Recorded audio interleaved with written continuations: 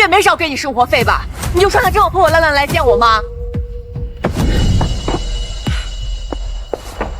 是故意想让外人戳我脊梁骨，说我们赵家虐待刚找回来的亲女儿吗？妈，姐姐就是因为我这个养女，站在她赵家千金的位置，心存不满，才故意这样做的。妈，我养母突发重病住了院，医生说要是今晚再凑不齐10万块钱，医院就要把她赶出去了。妈，我求你借我点钱，等我有能力了，我一定加倍还给你。我早就跟你说过，你既然回了赵家，就跟外面那些穷酸人断干净，别总想着补贴他们。既然你故意穿成这样恶心我，那从今天起，你的生活费也停了，省得你总拿赵家的钱往外送。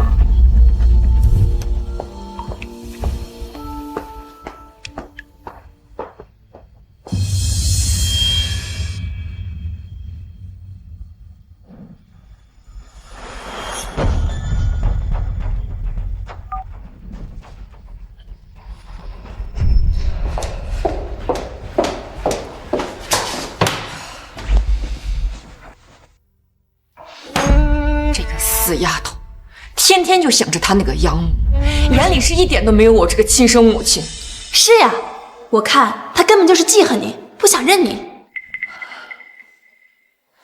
都怪我，当年把她给弄丢了，才让她在外头吃了这么多的苦，性子才养得这么倔。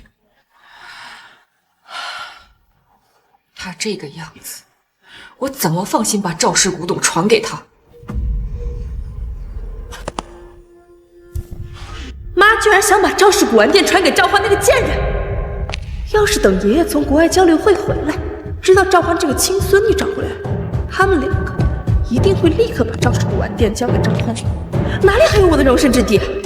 不过这世上马上就没有赵欢了。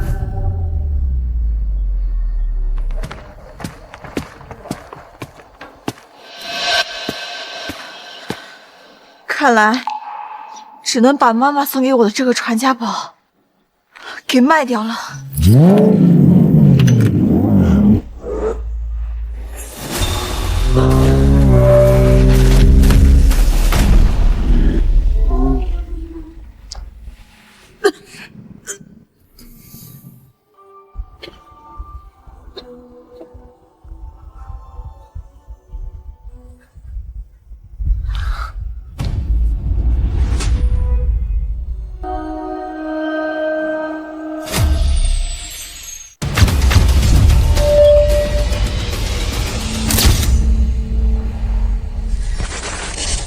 我的眼睛怎么感觉这么奇怪？垃圾桶价值55元，桶壁厚度1.2毫米，布料质感单薄。井盖价值60元，盖板厚度3厘米，铸铁材质普通。难道是那个玉坠，让我的眼睛能看到物品的价值和来历？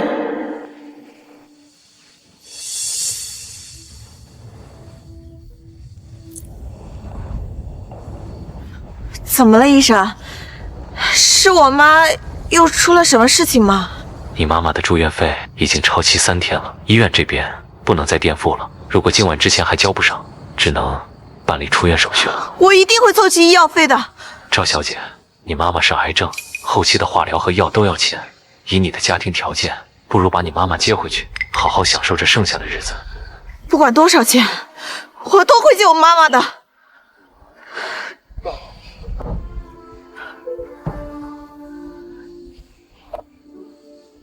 我现在有了这个眼睛，刚好可以去古玩市场看看，说不定呀，能捡到什么漏。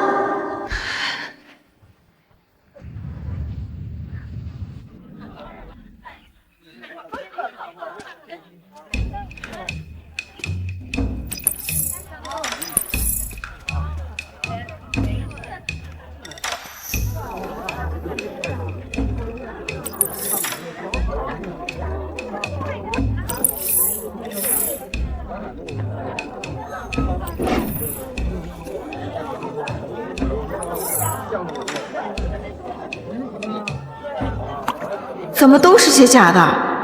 要是再找不到值钱的东西，妈妈就真的要被赶出医院了。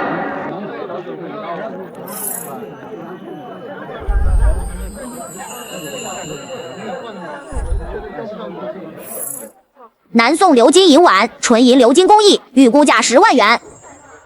10万，刚好够妈妈的医药费。老板，你这碗卖不卖啊？这小姑娘看着不懂行，正好趁机赚一笔。小姑娘有眼光，这可是我祖上传下来的宝贝，据说是以前宫里流出来的，一口价1万块。1万？对，少一分我都不卖。一口价1万块。1万？对，少1分我都不卖。1万？你简直是胡扯！你个老头子懂什么？这可是我祖祖辈辈传下来的，怎么可能不值钱？我说1万块已经是最低价。我在古东界混了40余年，什么样的宝贝我没见过啊！你这个碗啊，就是个普通的一个碗，最多啊值50块钱，你就别欺负别人的小姑娘不懂行啊！你胡说，这碗的手感和重量都不一样，绝对是老物件，你就想故意压价？摊主这恼羞成怒的样子啊，肯定是不知道这碗的真实价值，想宰我一笔。你要是不卖的话，我可就去别的摊位了。哎，等等，这碗放着也没什么用，好不容易遇到一个冤大头，总比砸在手里强。行吧，行吧，50块就50块，就当留个回头客。咋回事啊？好，慢走。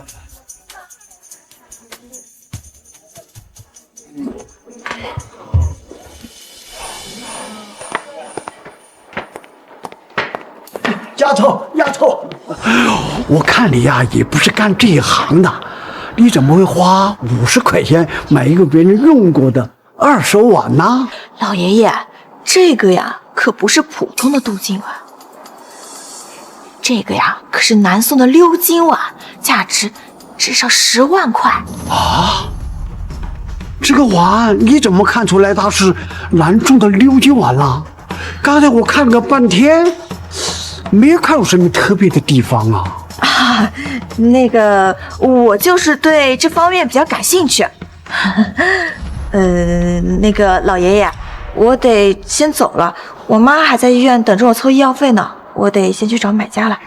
你别急，你这么一说啊，我还对这个碗感兴趣了，能不能让我再仔细的看一看呀？啊，好，您看。好嘞。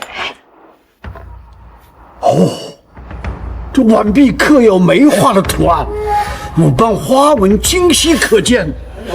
那工艺精湛，的确是南宋的鎏金碗呐。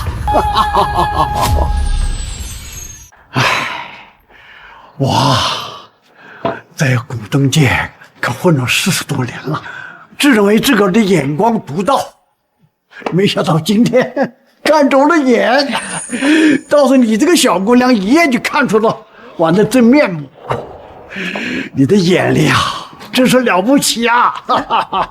老爷爷，您过奖了，我呀也只是碰巧才发现的。我妈呀现在在医院里面急需用钱，我本来是打算把它卖掉去凑医药费的。嗨，别找人了，我要了。这个卡里啊有20万，足够你妈妈交医药费了。不，老爷爷，这碗呀才值10万块钱，我不能收这么多钱的。不多，你来了。一来这个碗在我手，它会有更大的价值。另外，我真心喜欢这个宝贝儿。二来呢，我看你呀有我年轻时候的影子。哎呀，你有孝心，这10万就算我输给你了。不过，我想请你给我帮个忙。老爷爷，您请说。我明天呢要举办一个私人鉴定会，把我的藏品啊展览一下。我请了很多收藏家，我看你眼睛独到，我想你帮我长长眼，看看我这些展品有什么问题没有。私人鉴赏会上肯定有很多珍贵的古董，说不定啊还能再找到一些值钱的宝贝。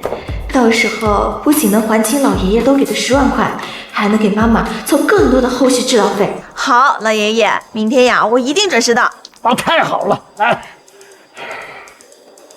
这是邀请函，上面有地点、有时间，你明天呢准时来。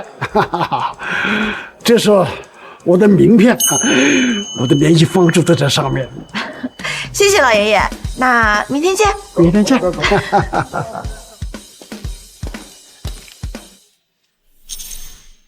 鉴赏会怎么会开在这个地方啊？眼光好，心地好，是口说之才。要是我的孙女没有丢的话，也应该这么大了呀。老爷爷的鉴赏会怎么会开在我们家？赵氏古董行在古董界很出名，老爷爷又是很厉害的鉴宝师，或许他跟我母亲很熟识，才借用一下别墅的吧。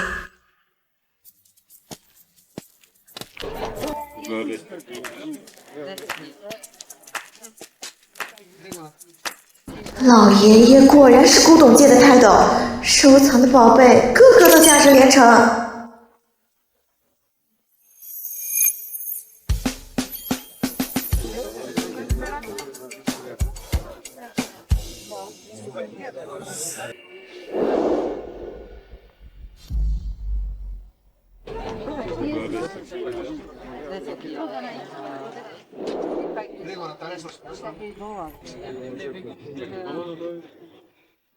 哎，这位是谁啊？我怎么从来都没见过？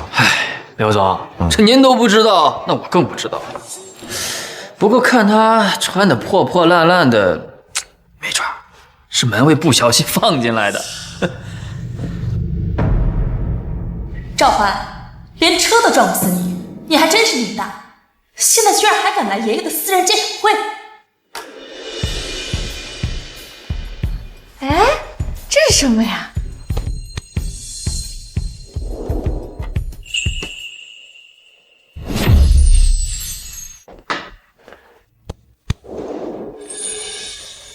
姑娘来了，哈哈哈，看着怎么样啊？我这些展品还能入你的眼吗？老爷爷，您的藏品呀都很精美，都是难得的珍品呢。自从我被赵家收养，这老头子始终对我不冷不热，现在居然对赵欢这么热情，难道赵欢是想攀上老头子，好让老头子把赵氏古董行传给他？不行，绝对不能让他得逞。你想不想知道今天的重头戏啊？是什么呀？你马上就会知道了。感谢诸位赏官来参加鄙人的私人鉴宝会。今天啊，我特别准备了一个特别的展品。李福，老爷，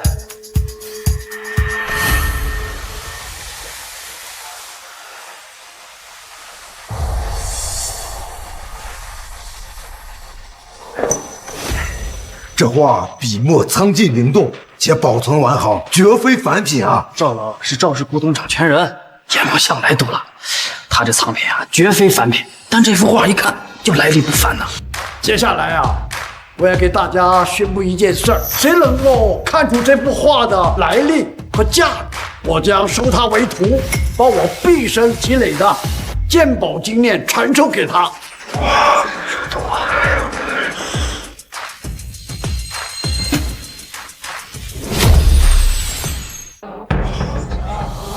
赵老可是国家级的鉴宝师，在古玩界的地位无人能及。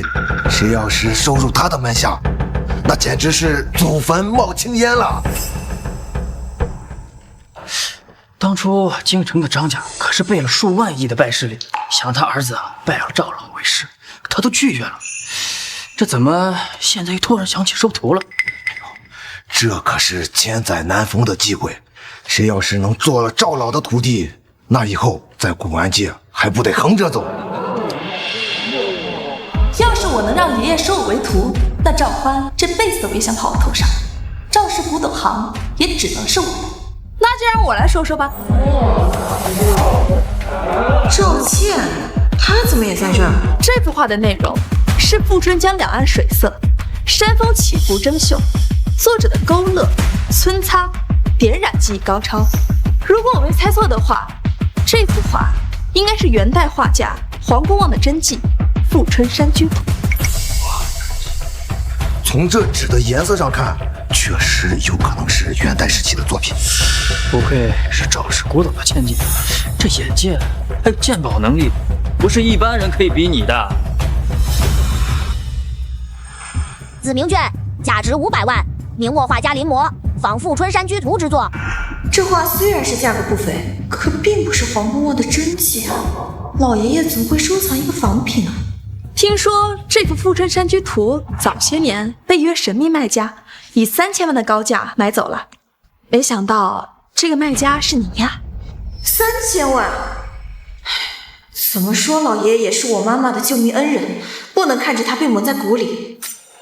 这幅画根本就不是黄公望的真迹，是仿品。你胡说八道什么？你个土包子，能懂什么鉴宝？竟然敢在这里信口雌黄！我没有胡说，这幅画就是仿品。虽然它模仿得很逼真，无论是从笔法还是意境上来说，都跟黄公望的真迹有几分相似，但只要仔细观察，就能发现破绽。破绽？能有什么破绽？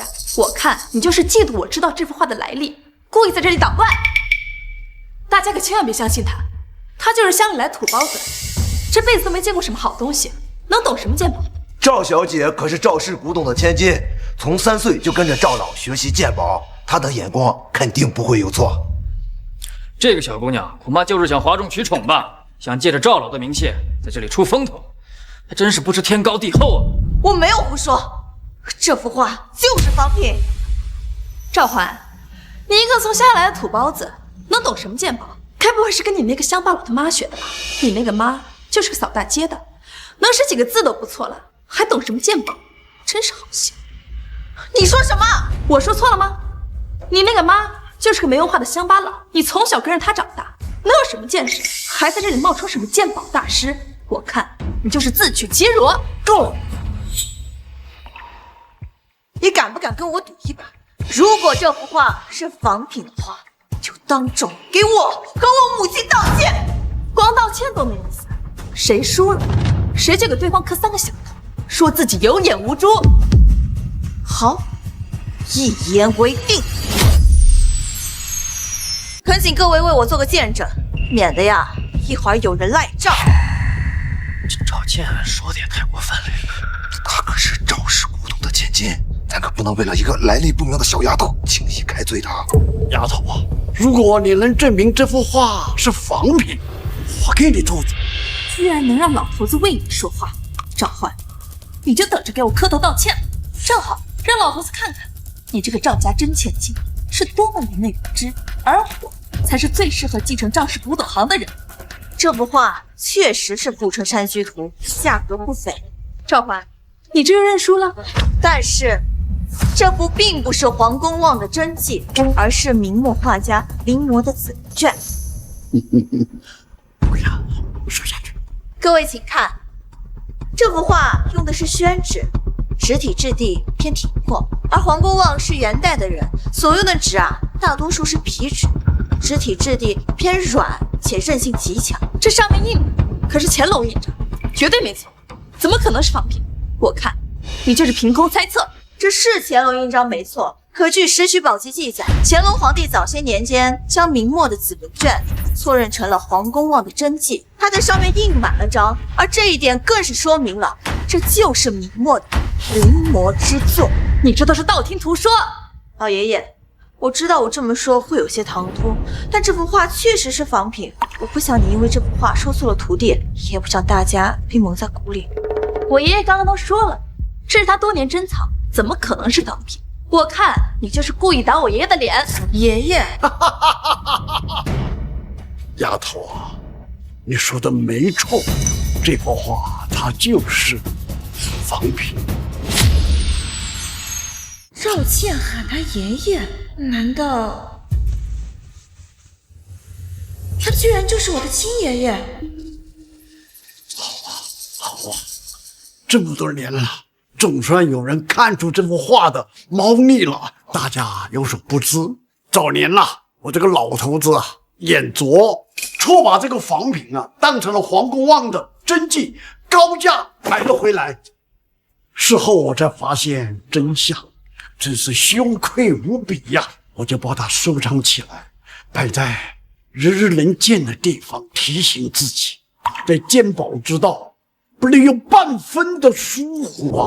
这小丫头居然真说对了，年纪轻轻，鉴宝能力这么厉害，真是人不可貌相啊！是啊，像他这种眼界和见识，还真不是一般人家能养出来的。说不定啊，他真是师承高人。丫头啊，你年纪轻轻，你的眼力就这么毒了，而你的心思很正，不贪不躁，是块鉴宝的好料子啊！我问你，愿不愿意做我的徒弟，接我的衣钵，将来传承赵氏的鉴宝手艺？我愿意。好，从今以后，你就是我赵汝霖的关门弟子。站住！赵倩，我们的赌约你是不是忘记了？什么赌约？我不记得。刚才可是你说的，谁要是输了就跪下来磕3个头，并且说自己有眼无珠。怎么，你想赖账吗？爷爷，我可是赵家人，她就是乡里的野丫头。要是我给她磕头道歉，这传出去，岂不是打我们赵家脸吗？难道连我亲爷爷也要偏袒赵倩呢？也对，毕竟他在赵家待了这么多年。爷爷，爷爷，早年你在古董店偷偷的出售仿品的时候，我就跟你说过，你不要叫我爷爷。我们赵家没有这种心术不正、唯利是图的孙女。爷爷，那都是我一时糊涂，我现在已经改了。改了吗？我看你不但没有改，而且变本加厉了。刚才是你咄咄逼人啊，说谁输了，说这跪下磕头道歉，我在旁边听得一清二楚。今天要是这个姑娘输了，按照你的秉性，你能饶了她吗？啊？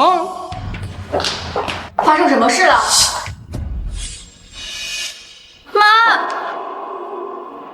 你可算来了！我跟他打赌打输了，他就揪着我不放，非要逼我跪下磕头，还让我给那个穷酸养母道歉，故意羞辱我。逆女，我把你接回赵家享福，你3天2头给我惹是生非，现在居然还欺负起你妹妹了，你眼里到底还有没有我这个妈妈？有没有赵家的规矩啊？妈，是他先要和我立赌约的，他现在又想反悔。我只是让他履行承诺，我有错吗？我，你还敢顶嘴了？走！你刚才说什么来着？这丫头就是我们识善多年的赵家的孙女儿。爸，当初找到赵欢的时候，本想第一时间就告知您，只是这孩子缺乏管教，3天2头给我惹是生非。闭嘴！丫头，怪不得我第一次见你的时候就有一种莫名的亲切感。你果然是我赵家识善多年的亲孙女儿啊！你呀，我看你脑子是被猪油糊了，一味的袒护你这个养女，还不分青红皂白的打你的亲闺女，你眼里还有没有我这个爹啊？啊！丫头，放心，以后你有爷爷在，我看谁敢再欺负你。走。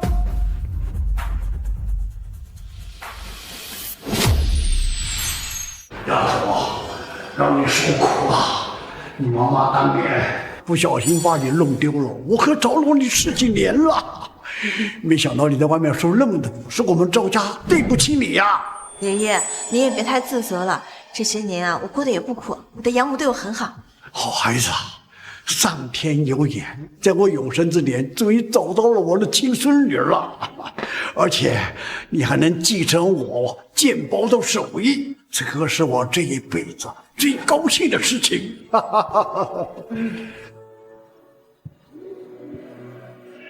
这可是我们赵家的传家宝啊，和田玉佩。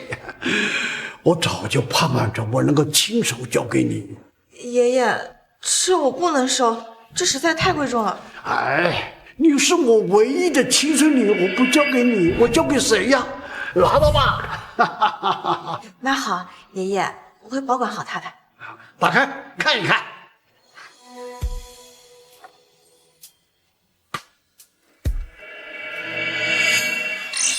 仿汉代凤纹玉佩，价值800元，现代染色工艺，预制为普通，人工做旧处理。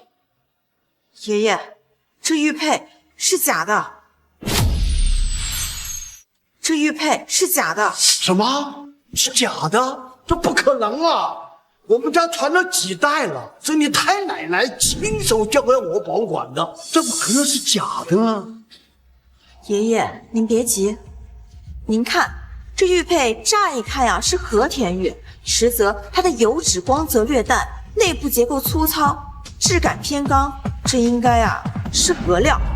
你要是不相信的话，可以用强光手电照一下，看一下它的内部是否分布着均匀的白色棉絮。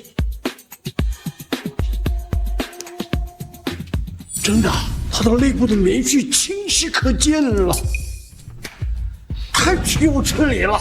谁这么大的狗胆，敢调换我的传家宝？爷爷，您别气坏身子，您仔细想想，到底有谁能接触到这个玉佩？这个传家宝，我当成我们家的最珍贵的宝贝，一直收在收藏室啊，只有李福和我能进这个收藏室。李福，给我滚进来！老爷，您找我？李福啊，我们家的传家宝被人调包了，是不是你干的？啊，老爷，真是冤枉！我跟了你20多年，从来没有拿过你任何东西啊！对了，老爷子，前2天赵倩小姐过来，她说想看看收藏室的古董，还想跟你学鉴宝，对，还特意提起这个玉佩。我看她态度真诚，就把她让进过来了。去，快把这混账的给我叫过来！要问问他，谁个大的胆子敢动我的传家宝？好的，好的，老爷。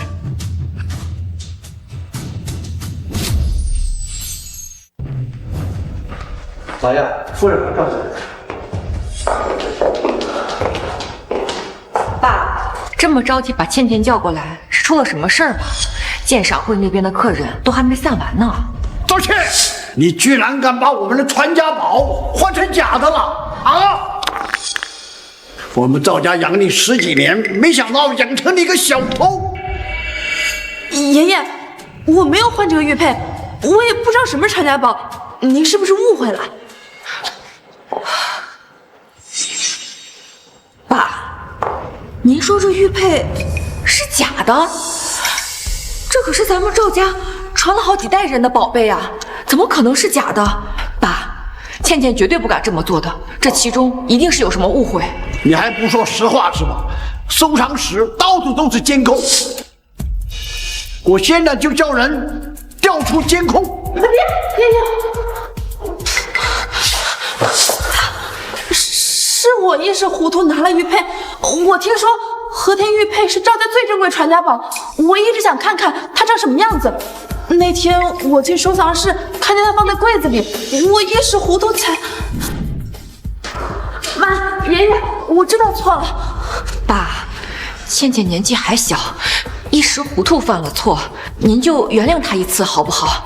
回头我一定好好管教她，坚决不让她再犯浑了。他这么大了，他还是个小孩啊！啊，他的这些毛病都是给你惯出来的。赵倩，你还不把这个玉佩交出来？啊，爷爷，我一直把它收拾的好呢，没有一点损失。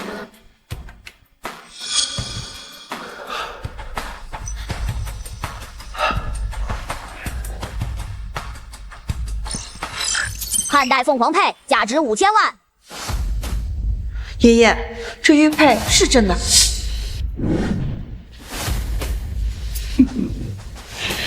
我们家最讲究诚信和规矩，你这个不讲诚信、没有规矩的人，就不配做我们赵家的人。从今天起，你滚出赵家！从今天开始，给我滚出赵家！不要，爷爷，我真的知道错了，就原谅我这一次好不好？妈，你就给我求求情好不好？爸，倩倩虽然犯了错，但是念在她是我看着长大的份上，就饶过她这一次好不好？规矩就是规矩，谁能不能违反，他必须滚出赵家。可是明天就是古董大亨王老举办的交流会，这早都已经定了，倩倩代表赵家出席，这临时爽约，王老那边恐怕说不过去呀。不讲诚信，没有规矩，手脚也不干净，他就不配代表我们赵家出席这个交流会。赵欢已经是认祖归宗了，是我们赵家正儿八经的接班人。明天就由他去参加交流会。爷爷，你放心，明天你大胆的去。明天的交流会啊，也对你的鉴宝能力的一丝历练。我们赵氏古董行以后啊，还靠你撑起来了。爸，这可万万不可呀！赵欢这才刚回赵家，对古董界的规矩是一无所知，而且他都没有参加过这种大型的交流会，万一出了什么差错，丢的可是整个赵家的脸面啊！刚才在宴会厅，这丫头一眼就识破了仿品，飞机的头头是道，比赵倩要强100倍。爸，可是别说了，这个事情就这么定，谁要不同意，谁就给我滚！赵欢，凭什么你回来就要抢走我的一切？你等着吧，我一定不让你好过的。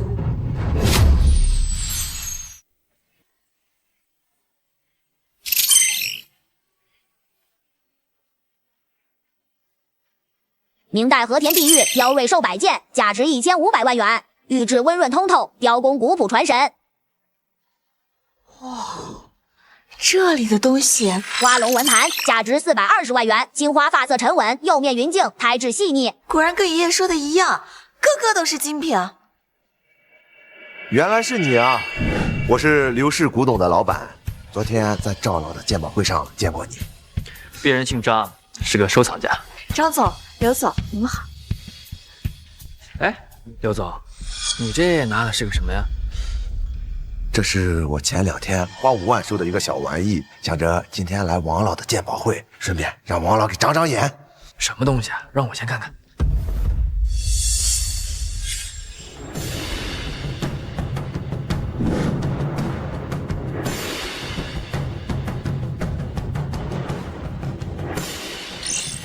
明代银花钱，价值15万元，镂空浮雕，工艺复杂。刘总啊，你这次是被坑了呀！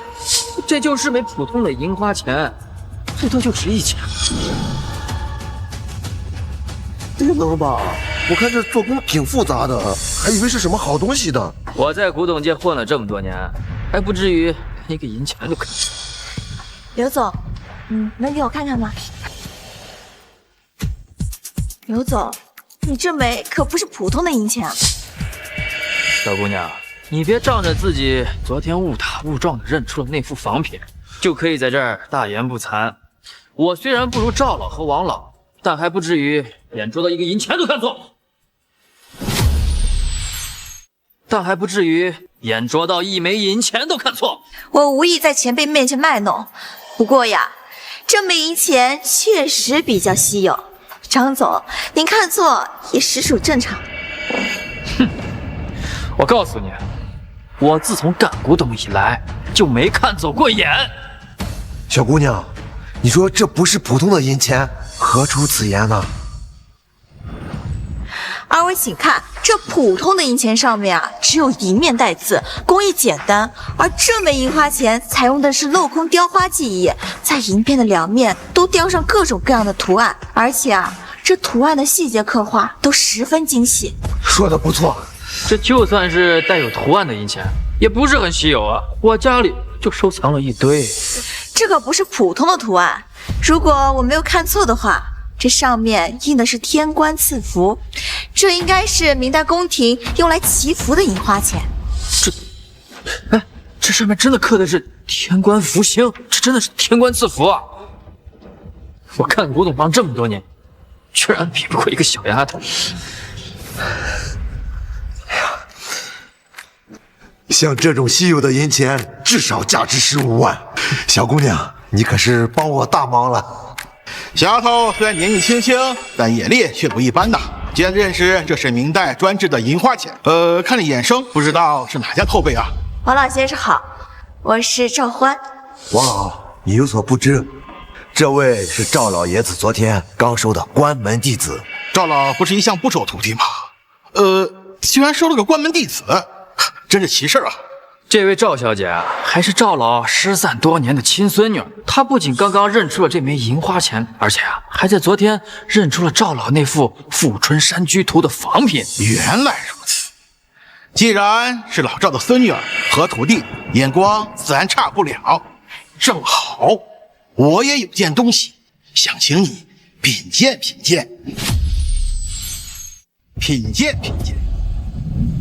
王老先生的藏品必然是精品，我能一见啊，是我的荣幸。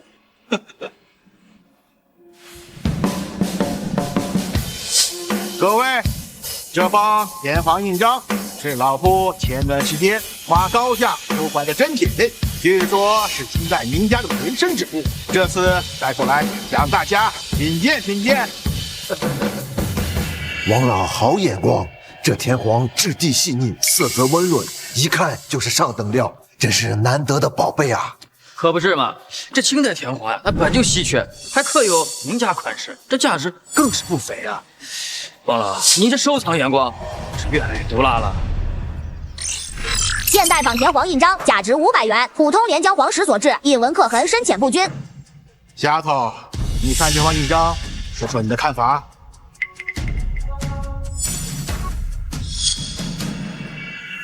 恕直言，您这方印章是假的。赵欢，自己在家胡说八道就算了，居然敢来王老交流会来捣乱！你怎么来了？你以为派上老头子就能把我踢走？想得美！我在赵家待这么多年，手里人脉数不胜数，进一个交流会简直轻而易举。王老，你别听他胡说，他就是乡下来的乡巴佬，根本不懂什么鉴宝。之前说那画是仿品，根本就是误打误撞，瞎摸碰上死耗子罢了。小丫头，你凭什么说这方印章是假的？王老，您这方印章看似是田黄，实则是用普通寿山黄石煨制而成的仿品。你少在这信口雌黄，煨制的仿品怎么可能色泽这么温润？也就是你这种乡巴佬才会把真宝贝当成假货。是不是假货，一看便知。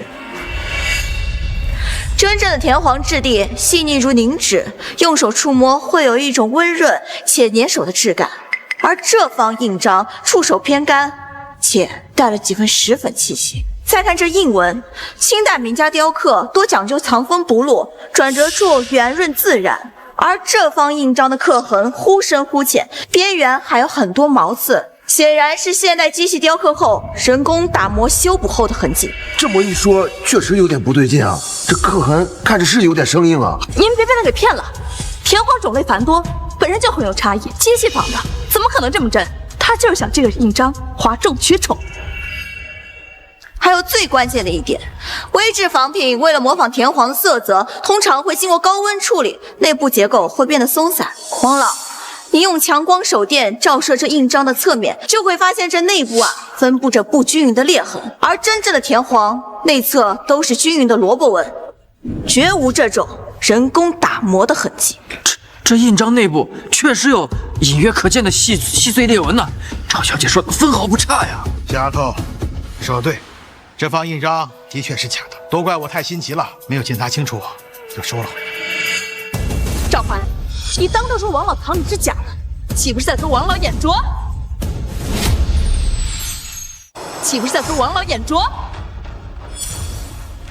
王老，并非我有意扫您的兴，只是鉴宝这一行最忌欺瞒。您花高价收回来的东西理应知道它的真实情况。小丫头严重了。老夫在这古玩界摸爬滚打了半辈子，不至于连真话都听进去。你能一针见血的说印章是假的，还能条理分明的说出它的破绽，你这份眼力跟胆识，老赵呀没看错人，能帮我识别仿品，免得我以后踏出更大的丑。我应该谢谢你才对。至于有些人，只要挑拨离间，发怒是，真当大家都是糊涂人呐！王老说的没错，见宝先见人。赵小姐的这份坦诚还有胆量，值得敬佩。赵小姐不愧是赵老的亲孙女啊，眼力非同一般啊！乾隆3连喜，价值10亿，由一整块田黄石雕成，宫廷顶级雕刻师所作。10亿？可是这盒子里明明没东西，难道盒子有暗格？王老，其实啊，您没有亏。此话何意？这盒子里的东西啊，价值10亿。丫头，你说真的？可这锦盒除了那个假印章外，再无其他东西了呀？哦，哎呀，丫头，你也不用说这种话，还哄老头子开心。做鉴宝的哪有不打眼的？就当交学费了。赵小姐，我刚才看得清清楚楚，这盒子里确实只有这方假印章，哪来什么值10个亿的宝贝？赵小姐，你肯定是看错了，这10个亿的宝贝怎么可能装在这种普通锦盒里啊？再说这王老是什么人，他能看错吗？赵欢，你不是想说这个盒子值10个亿吧？就算是金丝楠木做的，也不值10个亿。我就说你就是想哗众取宠。王老，我能看看这盒子吗？对。我的眼睛明明看到这里有个价值10亿的玉玺，这盒子一定有暗格。你别装模作样了，真当在场人都是傻子吗？我劝你还是赶紧滚，别丢我们赵家脸。你闭嘴！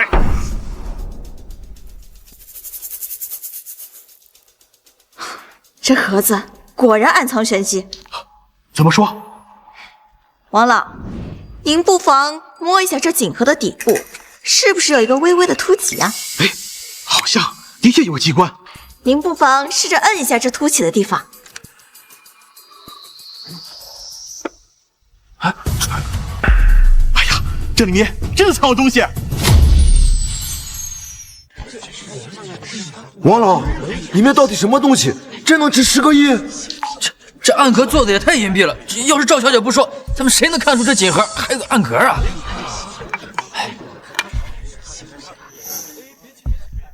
不可能，绝对不可能！赵欢就是瞎猫碰上死耗子，这破盒子里根本不可能有什么天价宝贝。这锦囊做工精细，边缘绣着紧密的缠枝连纹，一看就不是凡品呐！哎呀，我还能捡到如此的漏，小丫头，这次真谢谢你了。要不是你，我这辈子都不知道这个盒子里面还藏有如此的秘密。王老，您过奖了，快打开锦囊看看，里面有什么呀？对啊，王老，快打开，让我们看看一眼。能藏这么隐蔽，这肯定是个稀世珍宝呀！是啊，快打开！好。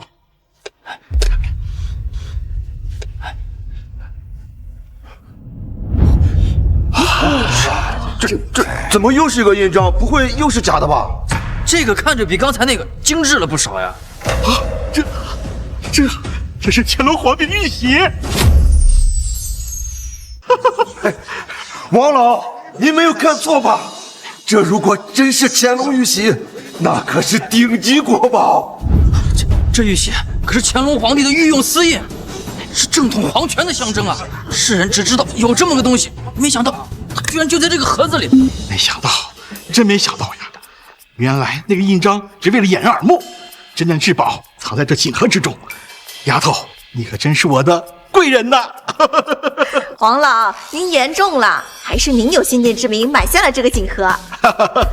丫头呀，你别打趣老夫啦！王老，说不定这东西是假。刚刚张相也说了，这东西只在书中出现过，有谁见过真人？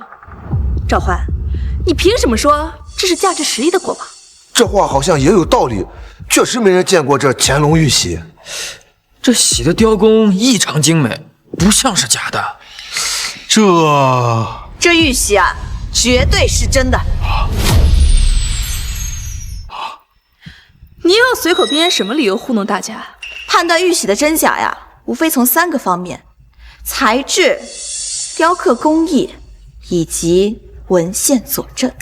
这玉玺啊，一看就是用原生寿山田黄石所制，其内部呈朦胧半透明的冻状感。各位可以打灯看一看。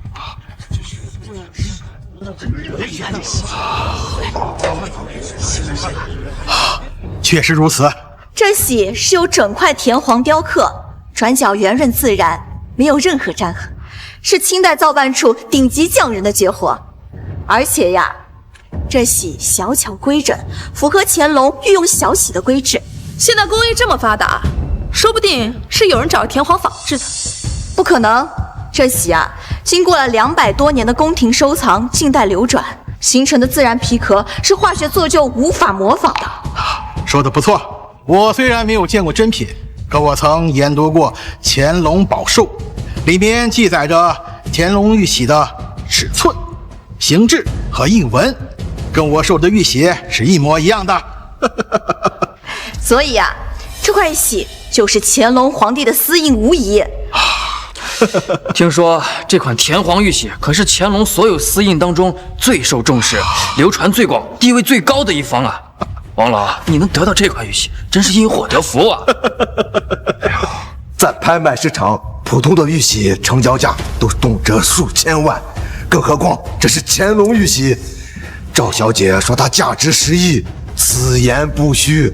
这乾隆玉玺啊，可不止10亿，它可是无价之宝，竟然被我误打误撞给买回来了。丫头呀，多亏有你，要不然我就把这盒子给扔了。哎呀，是你帮我找到这无价之宝，我应该谢谢你才是。能让这珍宝现世啊，我也很高兴。赵焕，你怎么知道这里面藏着玉玺的？这暗格做的如此缜密，连王老都没发现出来，你是怎么知道这里面藏着价值10亿的国宝的？这话好像有点道理。赵小姐怎么肯定这盒子里藏着宝贝？是啊，就算你眼力再好，可你也不可能隔着盒子看见里面呀。难不成你会透视？难不成你会透视？不能让别人知道我眼睛的事情，否则一定会招惹很多麻烦。赵倩，你小说看多了吧？哪有人会什么透视眼啊？那你怎么解释？你能从盒子外面看到里面有玉玺？我只是在之前鉴宝的时候接触过类似的机关锦盒，知道这类存放贵重物品的机关锦盒通常都会设有暗格。再加上我刚才观察这类锦盒的时候，发现它的体积和重量有些不匹配，底部的手感也略有异常，这才猜测呀，里面另有乾坤。你胡说，这种特制机关极为罕见，你一个新来的土包子怎么可能见过？赵倩，你从刚开始就一直在处处针对我，现在又污蔑我会什么透视眼，你到底安的什么居心啊？这赵欢小姐见识不凡，知道锦盒里有暗格也不奇怪。我看呐，你就是嫉妒赵小姐抢了你的风头。你胡说，我才没有。好了，大家都别吵了，偷视一事简直无稽之谈。欢丫头凭自己的本事帮我找到了无价之宝，是我的一大幸事。可是，至于赵倩你一直针对欢丫头，我一直看在眼里，我要把这事情如实告诉老赵，让他好好管教管教你。欢丫头呀，我真是后悔没有早点认识你，让老赵呀提前收你做了关门弟子。你要是不嫌弃老头子我才疏学浅，愿不愿意认我做的干爷爷呀？是我的荣幸，干爷爷。既然如此，我就把这乾隆玉玺给你当做见面礼。不，这太贵重了，我不能收。哎，这玉玺呀，是你找到的，你要不收，就是看不起老头子我。拿着。好吧，不过呀，这个只是暂时存放在我这里的，等爷爷什么时候想要了，随时过来取。赵欢，凭什么所有人都喜欢你？这一切本该是属于我的。昨天啊，老王给我把你在交流会上的事儿啊都跟我说了，你真是好样的，给爷爷长脸啦！是我侥幸才发现了那盒子的奥秘，要是爷爷你在场的话，肯定也能发现的。你就地嘴甜啊！你不但发现了玉玺，你还能讲出它的来历，你真让我刮目相看啊！那是，也不看我师傅是谁。哎，对了，听说老王把玉玺送给你了？我只是暂为保管，将来啊是要还回去的。哎，我赶快给爷爷看一看。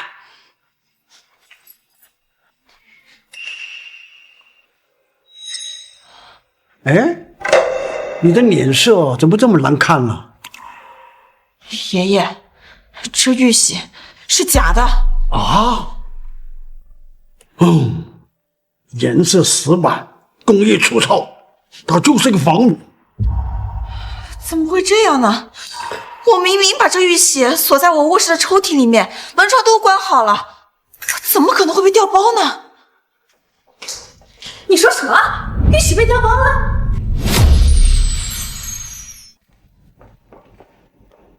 什么调包？这到底是怎么回事？妈，您看呀，昨天王老把价值10亿的玉玺交给他保管，这一看就是假的，肯定是赵欢见财起意，自己偷着换人假的，想把真的占为己有。赵倩，你少血口喷人！玉玺一直放你房间，除了你还能有谁碰到？我看你就是想把真的卖了换钱，好换成假的调包，好蒙混过关。赵欢，倩倩说的是真的吗？你要是缺钱，你可以跟我说呀，你怎么能做出偷换宝贝这种事情呢？这可是王老送你的呀，这事情要是传出去，不仅丢的是你的脸，还会连累赵家。妈，我没有，不是你自己换的，还能是玉玺长腿跑了？爷爷，这次您可不能偏心了。这赵欢刚回到赵家就做出这种事情，这要是不查清楚，这以后啊还不知道要偷我们家多少宝贝呢。赵倩，你这么着急给我定罪，该不会这玉玺是你拿的吧？我没有。那你心虚什么呀？你才心虚呢！你没有证据，但是血口喷人。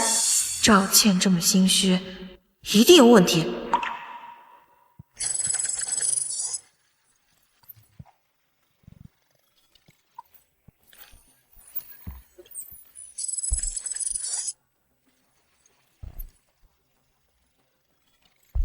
难不成被他藏在别的地方了？说不定啊，这玉玺就被你藏在了这包里。你胡说！你反应这么大，一定有问题。赵倩，你敢给我看看你包里的东西吗？这是我的私人东西，你没有权利翻看。我看你就是故意要侮辱我。哎呀，我可是在还你清白呀！要是你心里没鬼的话，为什么不敢让我看你的包啊？把包拿过来。爷爷，这真的是我的私人用品，哪有什么玉玺啊？赵欢，他就挑拨离间。再说一遍，把包拿过来。李福，把包给我拿过来。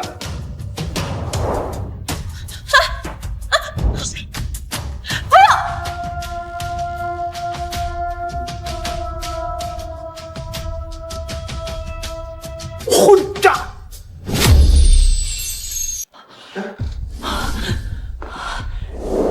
倩倩，你怎么能干出这种事情？妈，真的不是我干的，我真的不知道玉玺怎么会在我包里啊！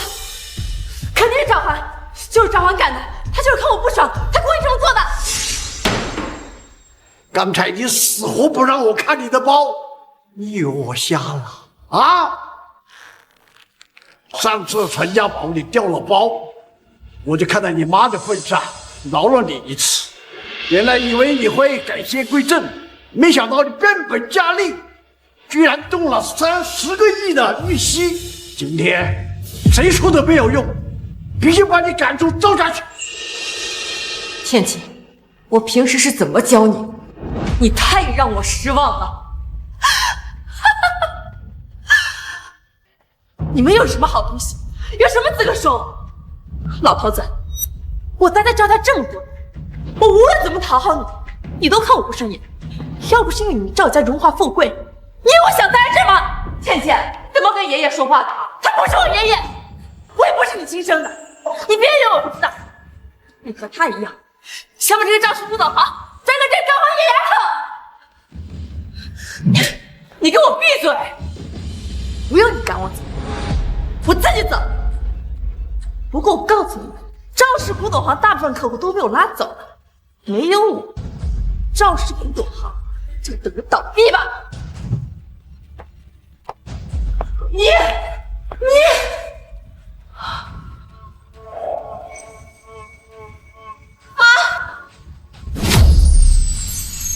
妈，你没事吧？还有没有哪里不舒服的？乖女儿，是妈妈一时糊涂，错怪了你，被赵倩的丫头蒙了心。这段日子一直对你恶语相向，她动手打了你，你不要怪妈妈好不好？妈，我没怪你。燕儿啊，你太激动了，好好的静养静养啊。爸，赵倩把咱们古董行怎么样了？他真是个白眼狼啊，养虎为患啊！他趁乱把我们镇店之宝低价转他手下的公司，而且当然还说要把我们大部分的客户卷走啊！什么？妈，身体要紧，古董行的事情还有我跟爷爷呢。爸，都怪我太信任赵倩了，这些年把古董行的大小事务都交予她处理，才会让她有机可乘。妈，爷爷，你们放心吧，这2天呀，我就多去市面上跑跑，我一定能够再找一件镇店之宝回来，把失去的客户都慢慢找回来。哎，对了，我想起一件事儿，明天在城南有个大型的股东拍卖会，那里一定有不少宝贝儿，你明天就去看一看。这里啊是1个亿，你呀随便挑，这看中了你就买回来，我相信你的眼力。好，我一定不负所望，为赵氏古董行再找一件更好的镇店之宝回来。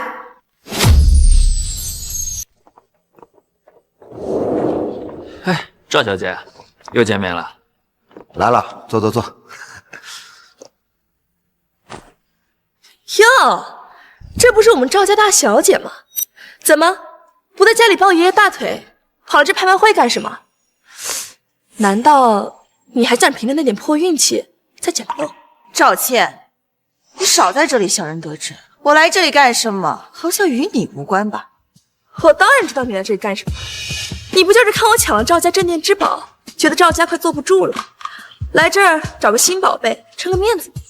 可惜啊，这古董讲究的是文化和底蕴，不是靠你那点破运气就可以的。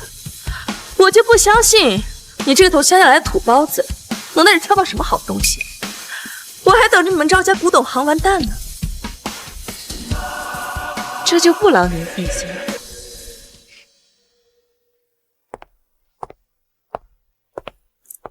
尊敬的各位来宾，欢迎来到本次大型古董拍卖会。拍卖会马上开始。本次拍卖会共有6件重磅藏品，每一件都是经过我们拍卖行精心筛选的稀世珍宝。别废话，赶紧开始。好的，下面有请我们的第1件拍品。这件拍品来自乾隆年间的瑞兽领印章，上面的雕塑来自乾隆年间的宫廷造办处，起拍价2000万，每次加价不得少于100万。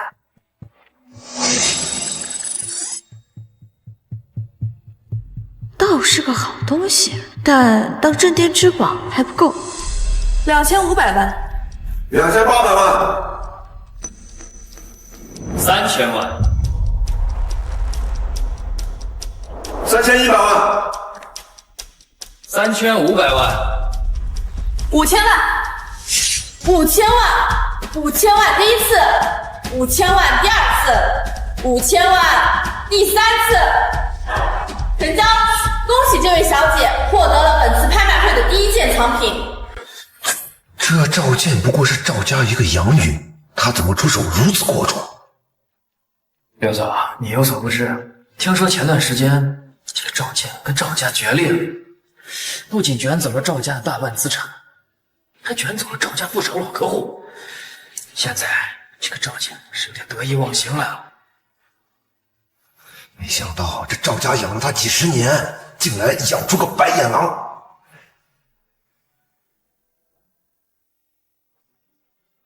赵欢，看到没？只要我想要的，就没有我得不到的。只要有我在，今天你就别想挑到任何好东西。能被你买走的，能是什么好东西啊？死鸭子嘴硬，等着瞧吧。下面一件拍品是我们的明代宣德炉。此拍品是由当年暹罗国进贡的封魔铜所制，宫廷奉旨铸造，至今已有600年的历史。铜质温润，宝光内敛，起拍价1000万。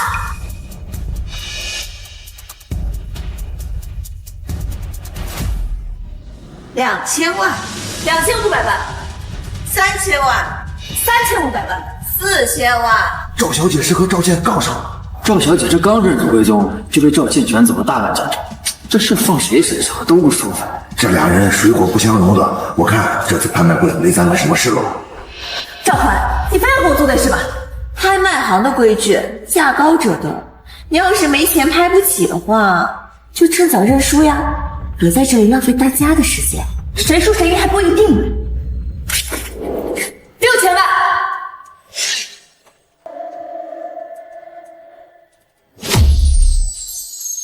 6000万。这6000万买个香德炉，这也太败家了。是啊，这宣德炉最多就值3000万，这多出来的钱可不就打水漂了。这位小姐报价6000万，有没有更高的报价？6000万一次。怎么不敢跟了？我就说你根本没能力跟我抢，赶紧趁早回去抱那老头子大腿吧。赵倩的新公司刚刚成立，正是用钱的时候。现在他手上的现钱一定不多，如果能用这个仿品把他手里的钱套出来，即使后面再有什么珍宝，他也没能力跟我争。 6000万2次，6000万1个亿，1个亿，1个亿。赵欢，你是故意的。我只是按规矩出价呀，你要是不敢跟的话，大可以放弃啊。赵小姐，不要意气用事啊！这个宣德炉不值那么多钱。是啊，赵小姐，你可千万别冲动啊！就算你想跟赵倩较劲儿，那也不至于花这么大代价呀。这1个亿，这足够买好几件珍品了。两位前辈不用担心，这宣德炉啊，本身确实不值这个价，但是这炉子里面的东西啊，可远超1个亿呢。什么东西啊？等我拍到了，再跟您细说。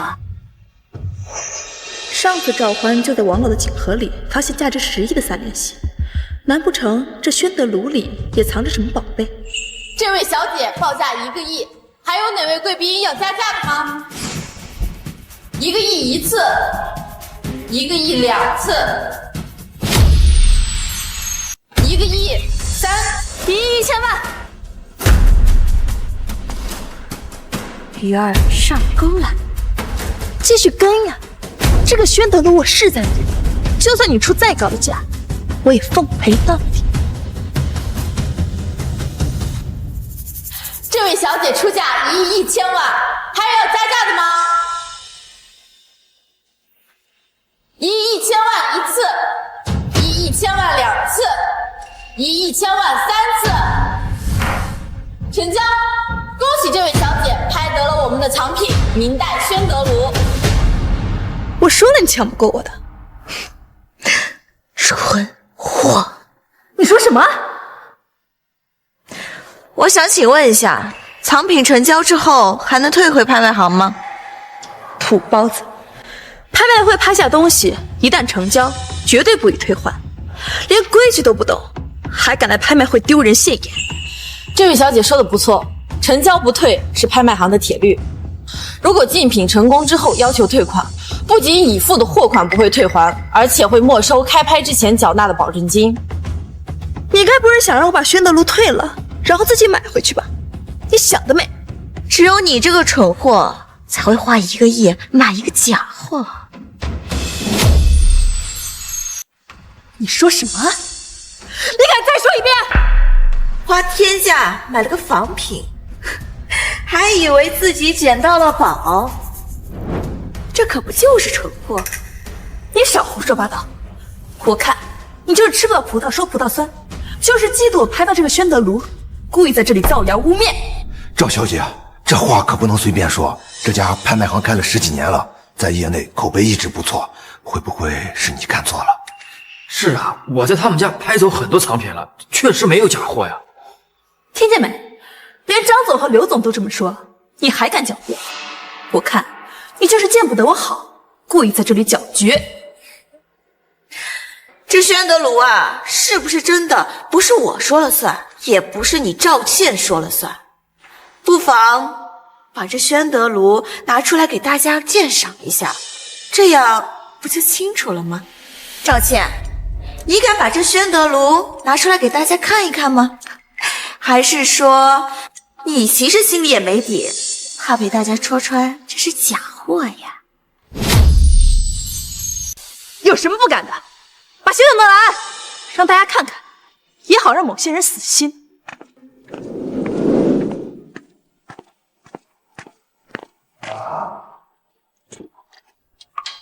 大家尽管看，这宣德炉铜质温润，包浆自然，上面还有大明宣德年制的款式，绝对是真品无疑。这看着挺像那么回事的，铜色温润，包浆也不像是人工做就的。这款式看着也规整，不像是假的。可赵小姐的鉴宝能力不一般，这你我都见识过。她既然都这么说了，那肯定是有把握的。她毕竟还太年轻了，这宣德炉的鉴宝啊，本就复杂，一时看走眼也正常。我就说嘛，就你那点破鉴宝本事，不过就是瞎摸碰上死耗子，好运而已。还真以为自己有多厉害，能一眼识到所有假货。我看你就是嫉妒我，故意在这里胡说八道。看在你曾经是赵家人的份上，我就让你亏个明白。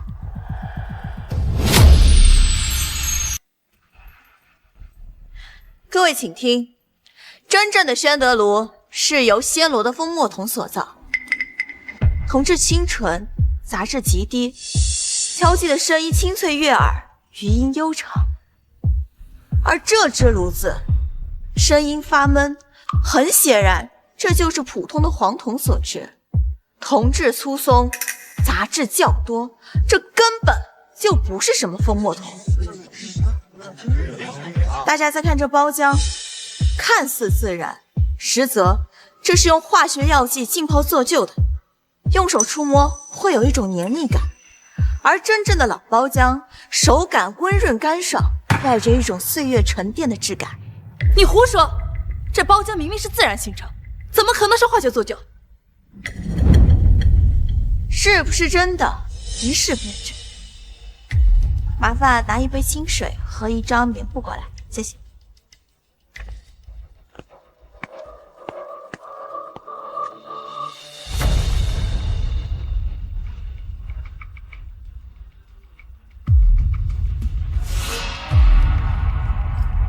大家请看，真正的老包浆深入铜骨，与铜器融为一体，绝对不会这样被轻易擦拭掉。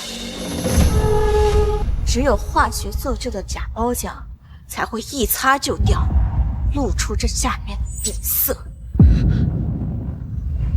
不可能！不可能！至于你刚才说的，上面有宣德年制的款式，真正的宣德炉的款式，字体遒劲有力，粗细均匀，而这只炉子的款式看似工整，实则笔画僵硬，转折处毫无神韵。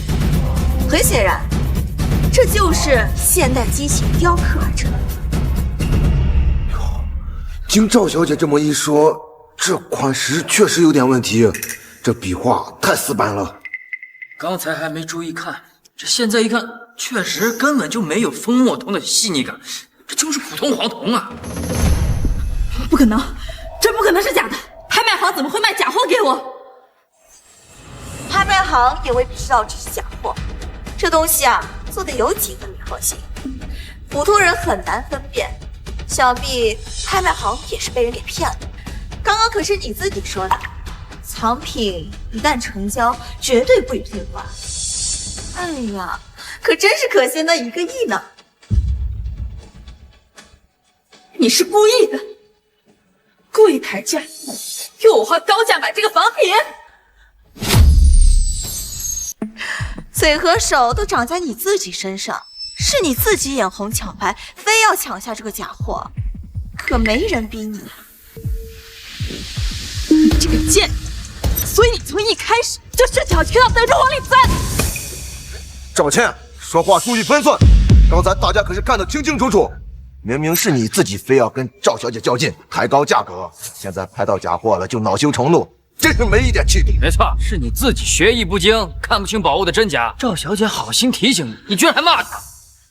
2位前辈不用担心，这宣德炉啊，本身确实不值这个价，但是这炉子里面的东西啊，可远超1个亿呢。什么东西啊？等我拍到了，再跟您细说。小子，你真当我是小猪？赵环，你真当我是傻子吗？我刚刚都听见了，你说这宣德炉里有远超1个亿的宝贝，你根本就是想骗我这个炉子是假货，等我气急败坏扔掉它，你再偷偷就捡回来，把里面的宝贝据为己有。对啊，赵小姐，你刚刚不是说这里面有宝贝吗？我确实说过里面有宝贝，但那也只是我的猜测呀，随口一说的玩笑话罢了。没想到居然有人当真了。少骗人了！如果不是因为这炉子里宝贝，你怎么可能宁愿花1个亿也要买下它？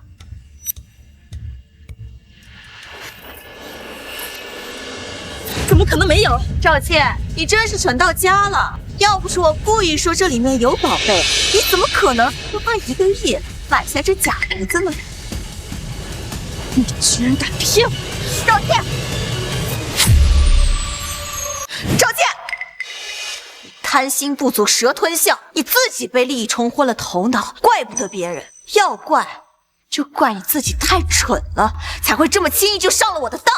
赵环，我跟你没完！赵倩，这里是拍卖会，不是你可以随意撒野的地方。就是，我们是来竞拍藏品的，你这样胡搅蛮缠，耽误的是我们大家的时间，我们还要看后面的藏品呢。你们拍卖行卖假货，我要去告你们！我要让你们赔偿我的损失！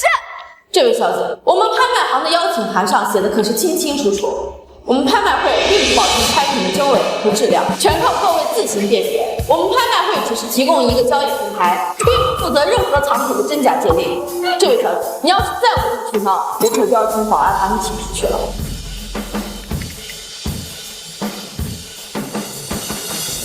拍卖会继续进行。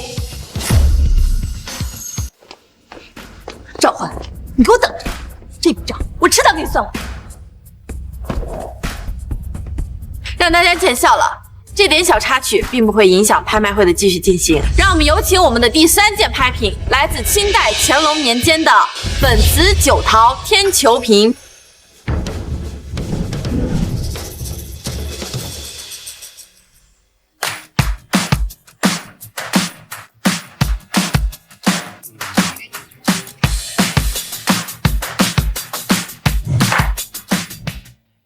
赵环，你看我又怎么样？这马上就到最后一个藏品了，到现在你还1件藏品都没有拍到。这要是没有镇店之宝，这过不了多久你就得眼睁睁看着赵氏古董行倒闭了。之前几件藏品，要么年份不足，要么工艺不够顶尖，担不起镇店之宝的名头。如果最后一件再不尽人意，确实麻烦。各位来宾，接下来是我们拍卖会的压轴藏品。这件拍品比较特殊，我们拍卖行的几位鉴宝专家对其研究许久，始终对它的来历和价值争执不下，所以并未预设其拍价。你什么意思啊？你们拍卖行不仅卖假货，现在还要让我们花钱买这些来路不明的东西？来历不明的东西你们也敢拿出来拍卖，这不是明摆着坑钱吗？就是啊，你们拍卖行今天是怎么回事？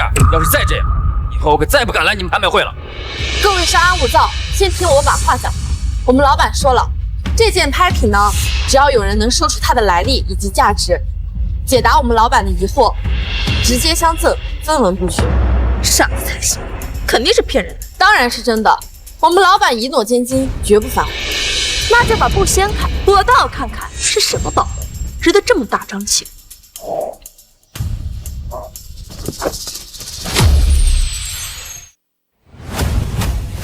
我当什么宝贝值得这么大阵仗？原来就是个破铜器，这看着就像从那救护堆里面捡出来的破烂，浑身都是铜绿，造型也这么丑，这最多值几百块钱。我看你们拍卖行真是没东西卖了，拿这种废物来凑数，确实不像个好东西啊！你看，这青铜器整体比例失衡，似顶非顶，做工也粗糙，看着就像哪个小工厂里粗制滥造的。我还以为压轴的是什么稀世珍品，没想到这么寒酸，难怪不敢定起拍价，原来根本不值什么钱。早知道是这么个破烂玩意儿，刚才我就提前走了，真是浪费时间。各位都是行家，有谁能说出它的来历吗？还能有什么来历？不就是个破铜烂铁，这送人都没人要，能有什么收藏价值？我看呀，你们还是赶紧把它收起来，别在这丢人现眼。西周厉鬼，无价之宝，西周初期铜簋，厉鬼内底铸有铭文，价值无可估量。有哪位来宾能说出这件藏品的来历吗？既然没有人能说出这件藏品的来历，那么本次拍卖会到此结束。等等，这位小姐，您知道这件藏品的来历吗？赵欢，我看你啊，还是别在这哗众取宠了。这是个人都看得出来，这不就是个满身铜绿的破铜烂铁吗？这造型不伦不类的。你该不会又要说这是什么稀世珍宝？赵小姐，这看着就是普通的铜鼎，难道有什么特别之处？这不是鼎，不是鼎，那是什么？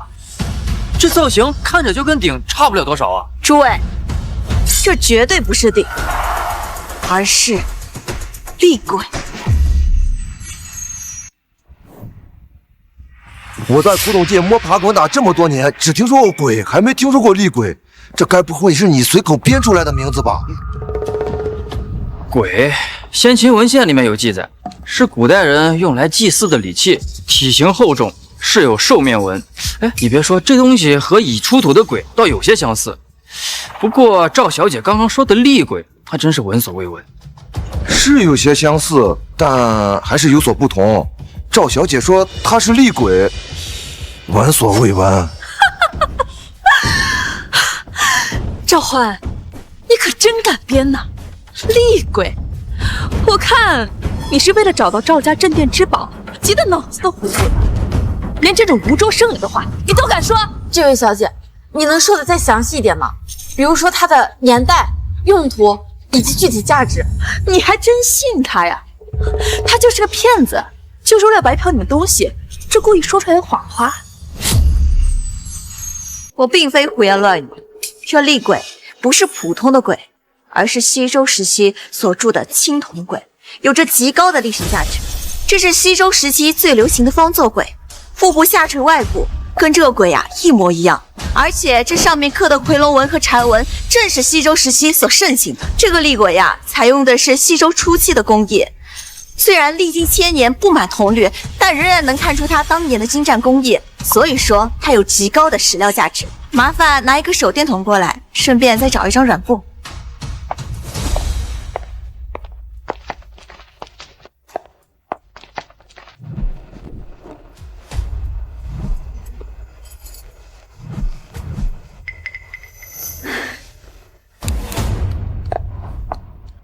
大家请看，这内底铸有铭文，这正是西周初期的经文，字体古朴苍劲，历经千年侵蚀，依旧清晰可辨。这些密密麻麻的刻痕啊，正是当年所铸的铭文。这上面记载了周武王伐纣的具体时间和经过。这字体，这章法，确实有西周经文的韵味，笔画凝练，结构匀称，不像是仿品。不可能！赵小姐啊，可你为什么称它为厉鬼？是因为我看到了铭文所记，当年牧野之战大获全胜之后，功臣力因战功赫赫，获得了武王的嘉赏。为了纪念这场载入史册的胜利，功臣力这才命人铸造了这座青铜簋。赵小姐说的不错，这上面刻的字确实把这鬼的来历刻得清清楚楚。这厉鬼的价值啊，从来不在于它的器型和它的工艺，而在于它内底的铭文。这是印证武王伐纣这一历史事件的唯一实物证据。这厉鬼的价值无法用金钱来衡量，它既是见证了重大历史事件的实物，又是西周青铜铸造工艺的代表。说它是无价之宝都不为过。赵小姐，既然你认出了这厉鬼的来历和价值，按照承诺，我们将分文不取赠送给你。我不同意！既然是拍卖会，理应价高者所得，凭什么白送给他？这位小姐，我最早已经说过，只要有人能说出这展品的来历，无论是谁，皆分文不取，直接相赠。赵倩，你自己学识不够，现在赵小姐凭真本事拿到了藏品，你就开始在这里胡搅蛮缠，真是太过分了。就是，刚才我们大家都亲眼见证了，赵小姐说的句句在理，这件藏品就该是属于她的。这厉鬼确实是无价之宝，我受之有愧啊。我刚才已经跟老板打电话确认过了，他说赵小姐慧眼识珠，能识破这厉鬼的真面目。这份眼力和学识，他十分欣赏，让您收下，这是他的心意，还请您千万不要推脱。麻烦替我谢谢老板。没想到我居然没花1分钱就找到了这样足以撑起赵氏古董行的镇店之宝，妈妈和爷爷一定会很开心的。赵欢，凭什么？凭什么你次次都这么好运？环丫头啊，真是好样的！现在整个古玩界都在传你在拍卖会上的事情，你研究识破了西周厉鬼，你这眼力和见识，真是鉴宝寨的奇才啊！不愧是我赵汝霖的孙女。欢儿可真是咱家的小福星。自从他把那尊厉鬼带回来，摆在店里大堂，咱们赵氏古董行的门槛啊，都快被人给踏破了。有不少藏家都是特意从外地赶过来，就想亲眼看看咱这宝贝，连带着店里的其他生意都跟着兴旺了不少。之前被赵倩带走的那些个客户，有好几个都特意回过头来跟咱们继续谈合作呢。妈，爷爷，你们这是太过夸奖我了。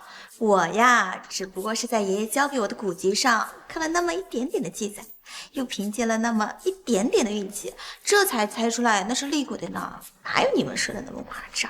老母亲营古董界几十年，经过的古迹、经手的宝贝儿，那不计其数啊，我都认不出来青铜簋的来历。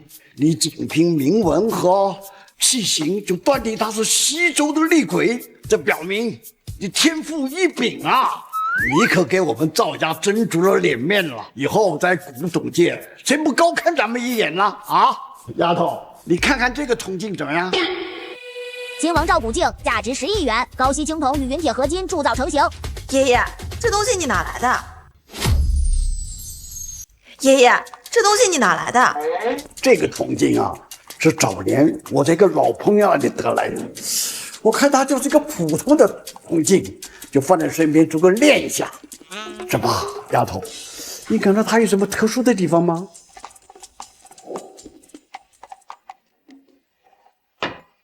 爷爷，这可不是普通的铜镜。你这话说的都引起了我的好奇心了。它不就是个普通的铜镜吗？你看有没有特殊的铭文？这个镜面也不怎么光亮，还有什么特殊的地方啊？是啊，这个镜子看上去平平无奇的，这边缘还泛着些铜绿，它就是寻常的古物啊，也不是什么稀世珍宝啊。这呀，可是秦王传说中的秦王照古镜啊！什么？这就是那个传闻中能照见人体经脉、洞察人心的神镜？西京杂记上的确有记载，说秦始皇啊有一个神镜，人只要站在他面前，马上五脏六腑都看得一清二楚。可是历朝历代没有人见过这个实物啊！哎呀，这世上哪有这么神奇的东西？肯定是花儿看错了。正由于啊，传说的太神奇了，所以没有人敢相信这是真的事儿。爷爷，传说可能是假的，但这枚呀，就是秦始皇所铸的那枚铜镜。您看，这镜背的龙凤纹线条古朴刚劲，是典型的秦代工艺啊。说的不错。再看它的材质，这可不是普通的青铜，是高稀青铜与陨铁合金铸造而成。您掂量掂量，是不是比普通铜镜要重得多呀？分量就是不一样。不过，即算它是秦朝的铜镜，那也必定是秦始皇的造骨镜啊。还有最关键的一点，你看这镜面看似斑驳，实则呀是因为合金特殊，历经1000年才没有严重腐蚀。都说这照骨镜能够透光，咱们试试不就知道了。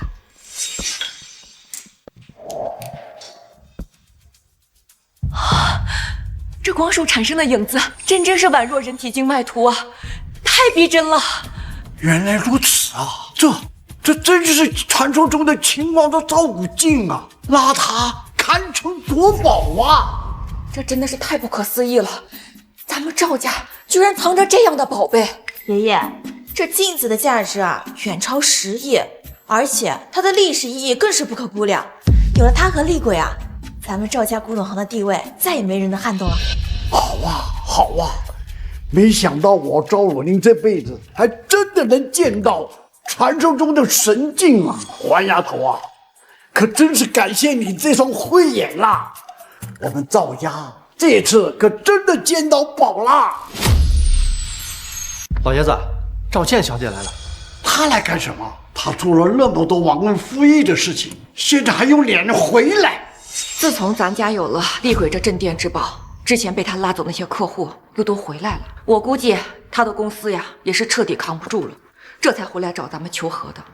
夫人想的没错，他确实说今天特意来道歉的，不仅归还之前低价转走的古董，而且还说送来一件宝贝献给老爷子。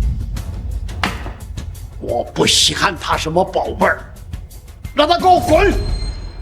爷爷，先别着急赶他走，咱们古董行最近客人激增，正好缺些像样的藏品来补充货架。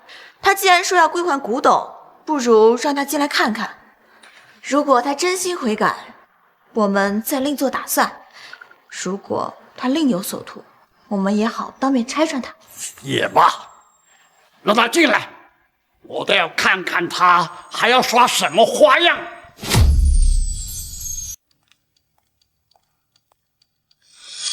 爷爷，妈，之前都是我的错，是我被朱由蒙了心，才做出对不起赵家的事情。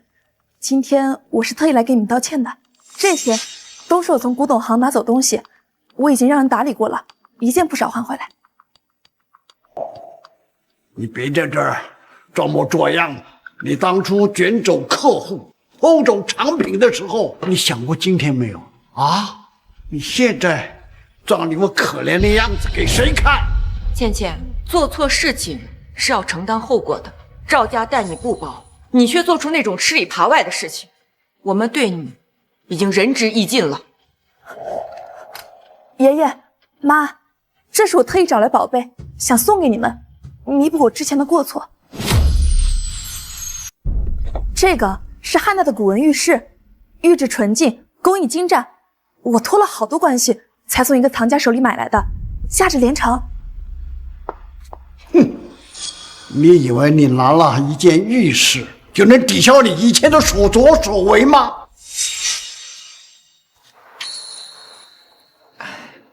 看着确实像稀世的珍品。王侯墓出土关内玉石，价值300万，选用上好和田玉所制，但伴有汞身防腐残留。这玉有问题，这可是我花大价钱买来的宝贝，能有什么问题？你就是见不得我好，故意挑拨离间，想让爷爷和妈妈永远都不原谅我。不要碰它！这块玉石确实是选用上好的和田玉所制，工艺啊也算得上精湛。可这玉饰并非普通的玉饰，这是王侯墓出土的关内玉饰，上面伴有汞砷等防腐残留。这些有害物质经过1000年渗透，早已渗入玉质内部，长期接触会对人体造成极大伤害，轻则头晕恶心，重则损伤肺腑。赵倩，你老实交代，你这个玉饰到底从哪儿弄来的？我就是从藏家手里买来的。赵欢，他就是想诬陷我。爷爷，您可不能相信他的话。大部分文物出土之后，为了防止其带有有害物质，都会根据其材质做针对性的去毒、除菌、稳定化处理。处理完之后，还会做最终防护。像玉这种材质的文物，为了隔绝空气、湿度，还有人手油脂，都会在表面喷涂一种可逆性的保护树脂。你带来的这块玉石根本没有做任何防护，这块玉石根本就是非法出土的文物。你胡说！我明明是从正规藏家手里买来的，手续齐全，怎么可能是非法出土？爷爷，您闻一下就知道，这块玉饰上隐约带着一丝淡淡的腥气，这就是汞砷残留长期挥发形成的味道。经过正规处理的玉饰是绝对不会带有这种味道的。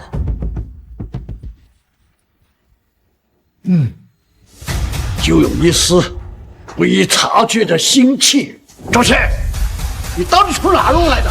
这玉饰，无论是放在家里，还是从古董行出售出去，后果都不堪设想。赵家待你不薄，你这么做，到底是为什么呀？你不应该问我为什么这么做，而是应该问这个野种为什么要回来。我就是不甘心，凭什么赵欢一回来就能得到一切，而我在赵家待了10几年，最后落得一无所有的下场。我不好过，你们谁也别想舒心。赵倩啊，赵倩，你走到今天这一步，全是你自己咎由自取啊！我们赵家历来看重的不是财富和宝贝儿，而是品行和良知。而你呢，心思歹毒，唯利是图，你根本就不配做我们赵家的人。李福，把他和这个御史一起送到公安局去，告他买卖非法出土文物。是。没想到我养了他这么多年，居然养成了这个样子。妈，这不怪你，这都是赵倩她自己心术不正。花丫头啊，今天你是慧眼识珠啊，不然我们都遭殃了。爷爷，这些都是我应该做的，只是这古董行之前一直交给赵倩打理，我担心啊，还有很多像玉饰一样的非法文物。你说的对，过几天了，我们把我们的仓库的宝贝儿全部筛选一遍，我们古董行绝对不能收那些来路不正的文物。你不但鉴宝能力出众，你心思还这么缜密，我们赵氏古董行有你在，我赵汝霖放心了。爷爷妈，我定会不辱使命，往后我会带着赵家的规矩和初心，辨世间珍宝，守心中正道。好，哈哈哈哈。